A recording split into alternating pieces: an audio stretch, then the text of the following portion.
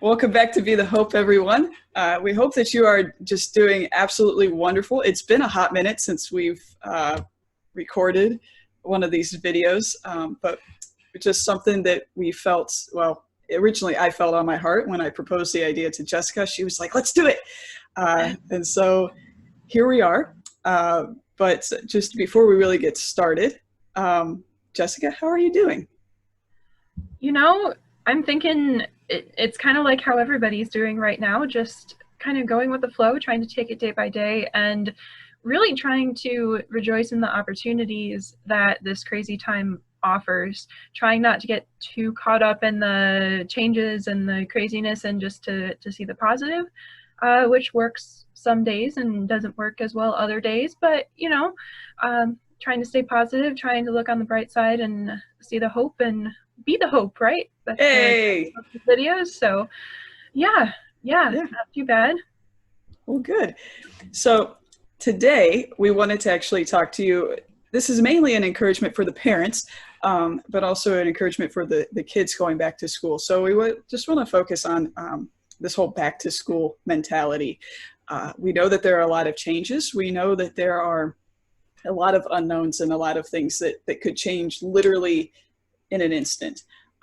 But just wanted to give you a little bit of encouragement, some thoughts that we've been praying through, and just some topics that have came to mind in the midst of all of this, because even in the midst of both of our jobs, we have to experience this, what is going to happen, we're going to try for things in person. We're going to try for things to build the community, but also realizing we may have to go virtual at the flip of a switch, just like the schools. And so know that this isn't something that just parents or grandparents or kids are going through, but it's hitting and it's affecting everyone. And some, it's hitting them harder than others, but nonetheless, like, the mission of Jesus Christ still continues. And that's ultimately what our focus should be.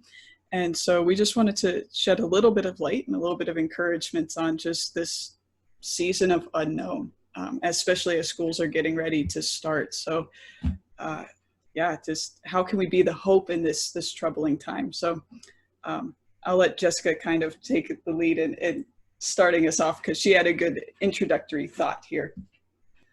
Well, and especially speaking to parents, we know that your concerns during this time are unique to even to ours. So you are not only concerned about yourself and your own well-being and things happening at work and all of that, but you're concerned for your kids, and you're trying to do what's best for them, trying to make life as normal for them as you possibly can.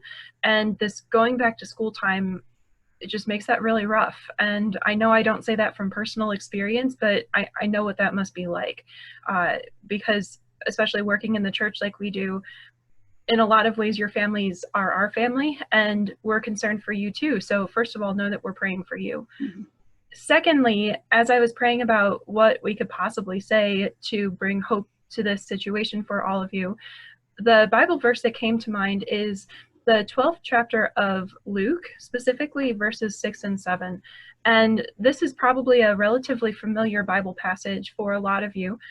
It's about Jesus reminding us to take things kind of moment by moment, day by day, and not to be afraid.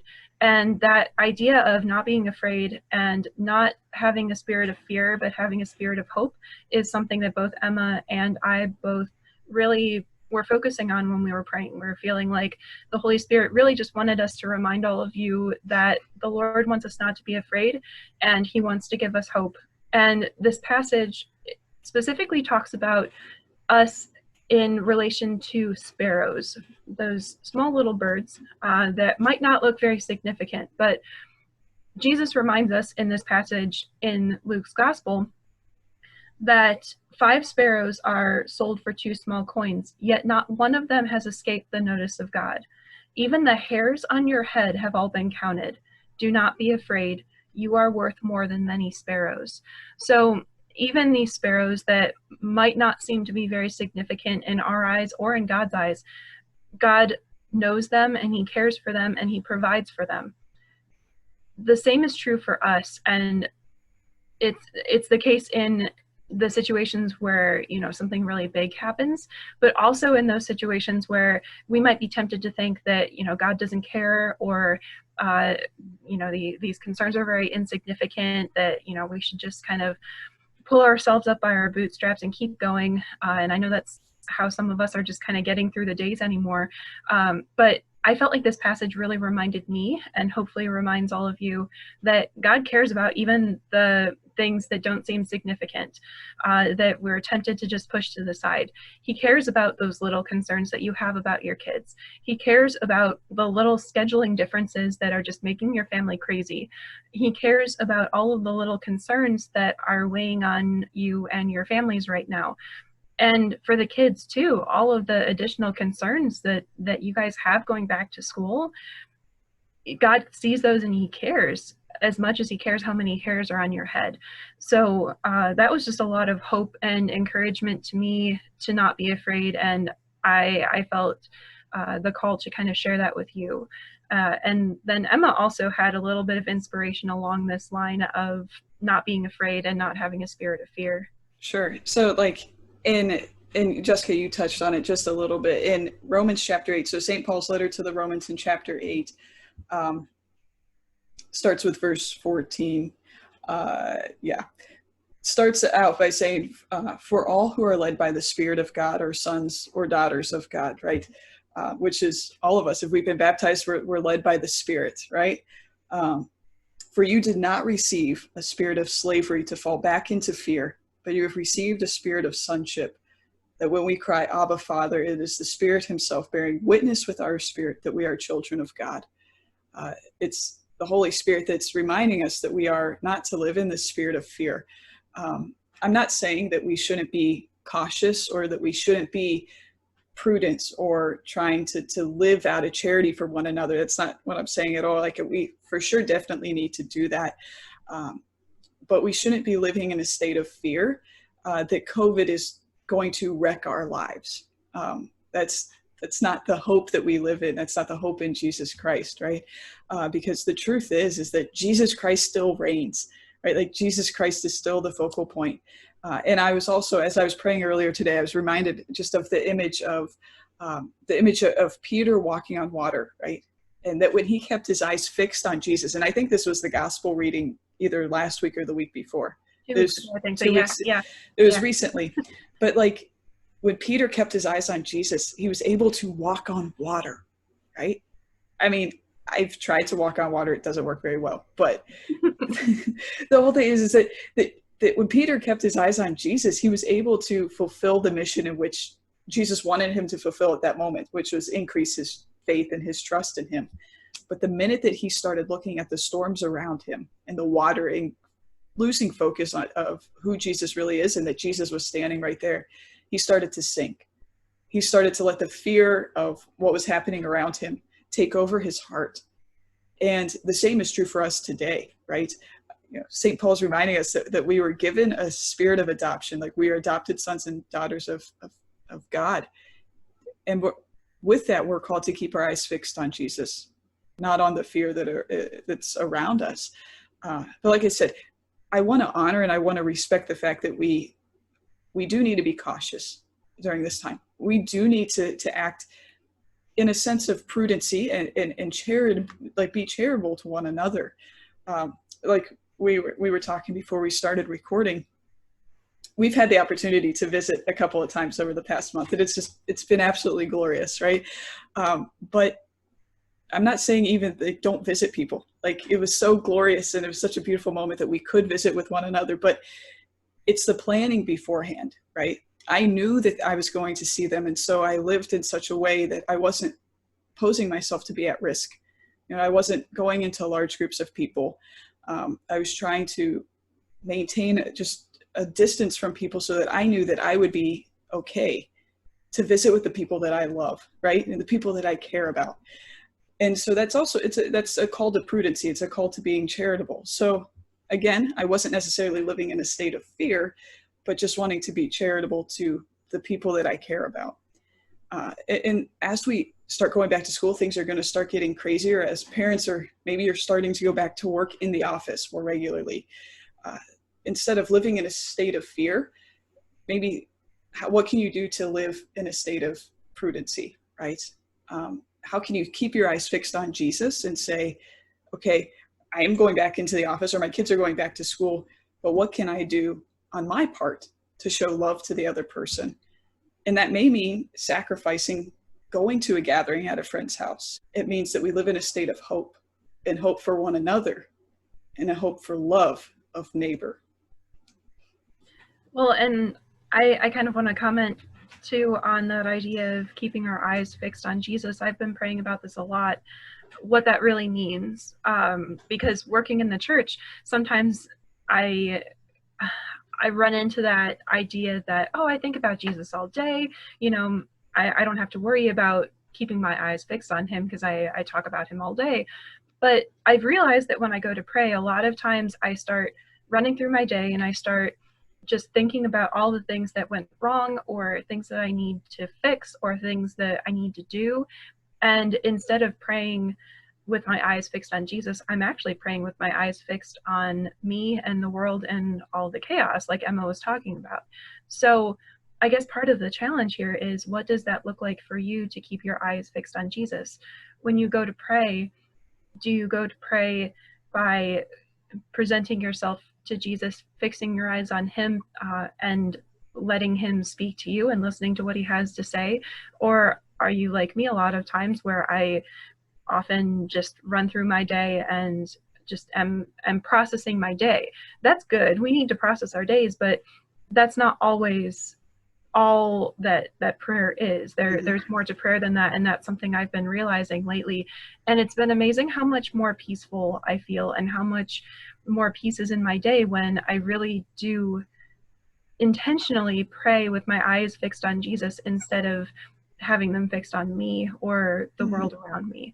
And I feel as though I've been able to listen to him so much more, because I'm not drowning him out by all of the things that are going on around me. So if you are tempted, especially during this time of going back to school, to fall back into that fear or anxiety or chaos, just a suggestion would be to go to prayer and to really fix your eyes on Jesus, and to really try to push all of the chaos and everything happening in your life out for just a few moments, and just to let him talk to you and to focus on who he is. That's one thing that I've really been trying to do lately in prayer, is to remember who God is, because I felt like there's so much more peace in that, remembering who God is, and not just all the problems and throwing my problems at him and saying, here, fix these. It's been so much better to reflect on who he is, because then I remember that throughout the day, and it's a lot easier to go about with the spirit of faith and hope and trust rather than fear. And then one other thing I've really been praying about a lot is the idea that this situation that we find ourselves in is crazy, yes, but God knew what was going to happen. He didn't necessarily cause it to happen, but he knew it was going to happen. He allowed it to happen. And it might sound a little cliche, because we hear it all the time, but everything happens for a reason. And sometimes when things like this happen, I'm tempted to believe that, you know, these bad situations are going to ruin all of God's plans. But that's not the case. God's plans won't be ruined by something like a pandemic. God's plans won't be ruined by the craziness of a school year that is so different from everything that we've ever experienced before. Life will be different. That's true. Hopefully life isn't this different forever, but this year life is different. But God's plans for you and his plans for the world as a whole, they're not going to be completely destroyed because of this crazy time that he allowed to happen. So that gives me a lot of hope, just to know that God is bigger than this, and his plans are bigger than this, and everything that he has promised you and everything that he has planned for you, it will still happen. Maybe not in the way that you thought it would, or that I thought it would, but it will still happen, and we can take hope in that. Absolutely. And I want to touch on one topic, because it's inevitable that it's going to happen, is like, what if you come in contact with somebody that maybe is infected with COVID that tested positive, right? Maybe your kids are being sent to school and then all of a sudden, nope, you've got to go virtual because there may be an outbreak, right? Or maybe in the workplace, like what does that look like, right? And how do we not fall into a spirit of fear in the middle of that, right? And how do we not think that our world is just crashing in around us and that things are going to come to a screeching halt? And I want to encourage you to turn to the Gospel of Mark, in chapter 1. It starts with verse 40 and it goes to the end of the chapter where Jesus cleanses a leper. And I'm sharing this with you because I actually, like, I had to be on quarantine because I came in contact with somebody who tested positive for COVID. And it was like the worst week. It felt like because I had already, it was a week into having contacted him. So like I only had to do like 7 or 8 more days in quarantine, maybe 10 more days. I can't remember. But I had the test done. And let me tell you, I do not wish that test on anyone. It was horrible. And don't worry, things came back negative. I was fine. I didn't have COVID. But in the midst of that week, it felt like I was a leper, right? And it would have been so easy. Like Jessica knows because she knows that it was like, I was going crazy because I couldn't leave my apartment. Like I had to have a friend go pick me up groceries and drop them off and deliver them. Like thankfully a priest came and he was like, hey, can I pray for you? And so he stood outside my apartment complex and he prayed for me and then threw holy water on me, right? Like this was all before I had my results back. But it's easy to fall into that feeling like a leper and like you lose all hope. Like if you do come in contact with somebody, right, and you have to be quarantined, I challenge you to look at a crucifix and meditate on one thing. How did Jesus accept things that came his way? Did he accept them through complaining and trying to fight back? Or did he accept them with a spirit of humility, with a spirit of hope that something greater is going to happen? Because I reflected on that. It was 2 days after I got the news that I had came in contact with somebody, and it was a Sunday morning. And I couldn't go to mass. I couldn't go anywhere, right? So I'm sitting in my apartment. I'm staring at a crucifix on my wall. And I remember just reflecting that the person that I came in contact with has a lot of medical problems. Never once have I heard them complain. Never once have I heard them complain about any medical diagnosis. And it made me reflect on Jesus and how he accepted things and how we are then called to accept things. And when we accept things the way that Jesus did, in the spirit of humility and the spirit of gratitude towards him that he's still good, he's cleansing our soul from that. And we continue to live in a spirit of hope versus a spirit of fear. And he can transform our hearts in those moments more than what we could ever imagine. So even though it was a hard week, and the fact that I couldn't leave, spiritually, it was a very fruitful week. Mm-hmm. To be able to reflect on those things. So I want to encourage you that if that happens, if somebody in your family contracts COVID, or you come in contact with somebody and you have to do the whole contact tracing, again, not fun. Not only is test not fun, contact tracing is not fun. If you have to do any of that, like, I encourage you to read this passage of Jesus cleansing the leper, the one who was completely unclean from anybody, like nobody would go near him. But how Jesus still comes to heal, because the leper wanted to be healed. The leper knew that that was Jesus. And so when we're in this time, if we feel like we're an outcast because we can't be around people or whatever, Jesus still wants to heal. And he still wants to give us the hope, but we have to have this openness within inside of us. That goes for kids, adults, anybody. Like, how can we allow the Lord to heal us, to maintain that spirit of hope, that spirit of adoption, and not the spirit of fear? So. Well, and 2 last things just to add with that. I know we've talked for a while, but mm-hmm. we haven't talked with you guys for a while, so we have a lot that's been on our hearts and on our minds, right? 2 things that came to mind while Emma was talking. One, with all of this distancing and masks and things like that, it can really feel like we're alone and like things have become very impersonal. So another challenge is to see how you can maintain that idea of personal relationships and knowing that you're not alone during this time, because first of all, you're never alone. Like Emma said, Jesus is always there. He was even there right next to the leper who if you don't remember, they were the outcasts of society. No one went near them. Jesus still went near that person. So even if you're quarantined and you're like physically alone, Jesus is still there with you, and he'll never leave your side, even if society might treat you in a way that makes you feel like a leper. But also, even with the distancing and the masks, how can we be creative to maintain that idea of personal relationship? That's definitely difficult. We definitely know that because part of our jobs is to create that community, and that's really hard in times like this. But there are ways. So a challenge to make sure that you keep that community going.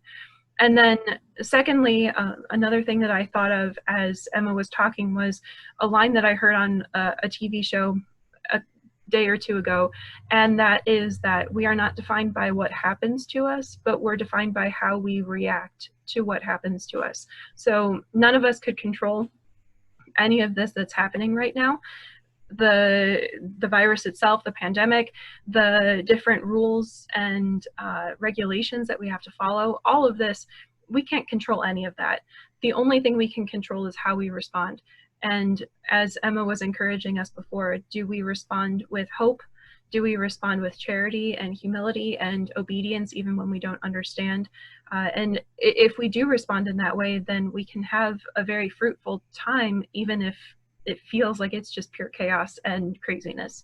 That can be very spiritually fruitful. And I think both of us would say that there's been a lot of really good spiritual fruit that's come out of this time, even though it's definitely not been easy. So all of these things, we're just really hoping that it gives you a little bit of hope going back to school, knowing that you're not alone, that there are people who care and are praying for you, and just kind of being able to see a little bit of light at the end of the tunnel, even though that's really hard to do right now. So, and remember, this isn't like COVID isn't the end, right? Yeah. COVID isn't the end. This life on earth is not the end, right? We are on a journey. But the thing of it is we're on a journey, and Jesus tells us it's not going to be easy. Like, he tells us that it's not going to be easy. And this is just another challenge. This is just another kind of crack in the road kind of thing. Yeah. Like, we will get through it. But we have to keep our eyes fixed on Jesus. Like, he has to be the true author and perfecter of our faith. We read in Hebrews chapter 12, verse 1 and 2, like, we are to keep our eyes fixed on Jesus as we run the race. And that can be hard, that can be challenging, but it can be done. And he will give us hope, and he will give us the strength to continue through this time of uncertainty. And we encourage you, stay connected to your friends, stay connected to your families. Be cautious, but don't live in a state of fear. Don't lose that sense of community. And we are praying for you. The parish is praying for you. Like, we're in it together. You're never alone. So we just wanted to leave you with this bit of encouragement. Check in with all of you because it's been a hot minute. But like we said, you. Yes, we do miss you. But like I said, know that we are praying for you. We wish you all, if you're a kid, we wish you all the best as we start the school year, whether it be virtually or in person, however that looks. If you're a parent, a grandparent, or just anybody else, we do wish the Lord's blessing upon you and just the strength to persevere, to keep your eyes fixed on him. So hope that you have a wonderful rest of the day, and God bless.